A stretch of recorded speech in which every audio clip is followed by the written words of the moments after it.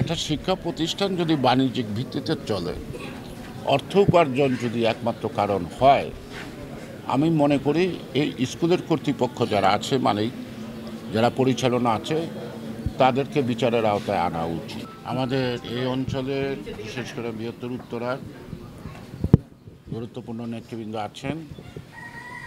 আমরা আসছি, যার সাথে কথা বললাম আপনারা তখন শুনলেন, উনি ওনার কন্যা সন্তানকে হারিয়েছেন অত্যন্ত আদরে। সন্তান মানেই তো আদরে। কিন্তু যেই দুর্ঘটনার কবল, এই দুর্ঘটনাটা আমাদের দেশে এই নূতন, এমন দুর্ঘটনা আমরা কখনো দেখিনি। এবং আমি প্রথম দিনই বলছিলাম যে কোনো বিমানের ট্রেনিং, বিশেষ করে জঙ্গি বিমান বা ফাইটার বিমান, এরকম জনবহুল এলাকায় কখনো হয় না। এইরকম জনবহুল এলাকায়।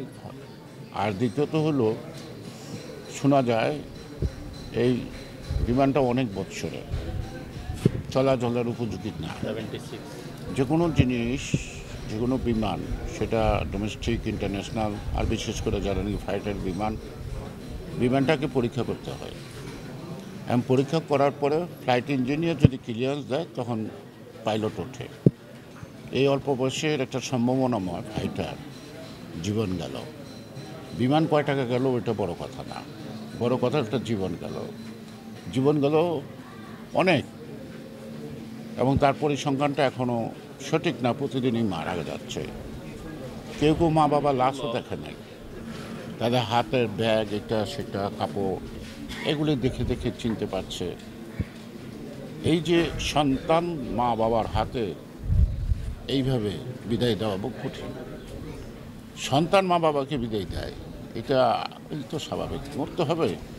এমন মৃত্যু তো কোনো দিনই কাম্য না।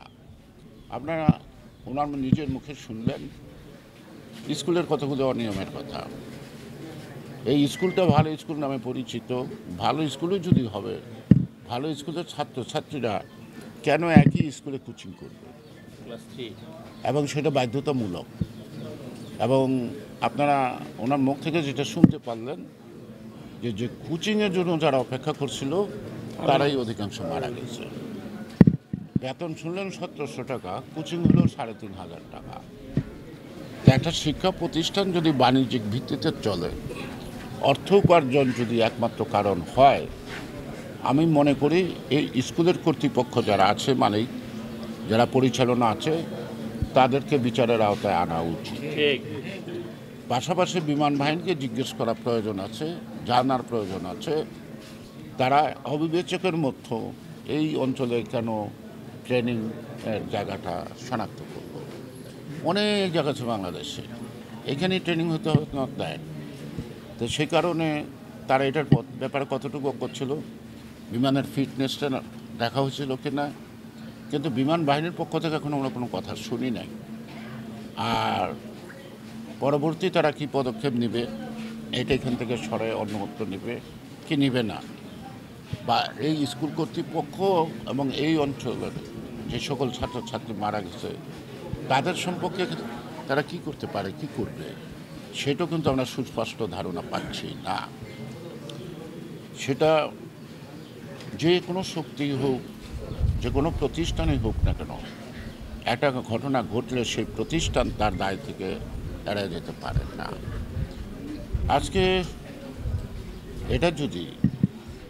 আজকে যদি ধরেন, আমি আসছি বিএনপির পক্ষ থেকে, আজকে যদি রাজনৈতিক দল বা বিএনপি যদি সরকারে থাকতো, তাহলে দেশে এটা শুধু সুখের ছায়ার সাথে সাথে বিক্ষোভে ফেটে পড়তো মানুষ।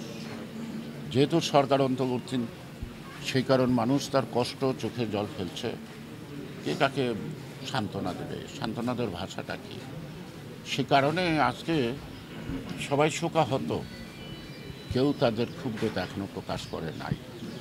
যে কথাটা শুনলাম, এটি যদি সত্যি হয়, তাহলে অভিভাবকদের বা এই স্কুল কর্তৃপক্ষের বিরুদ্ধে বিক্ষোভে ফেটে পড়ার কথা।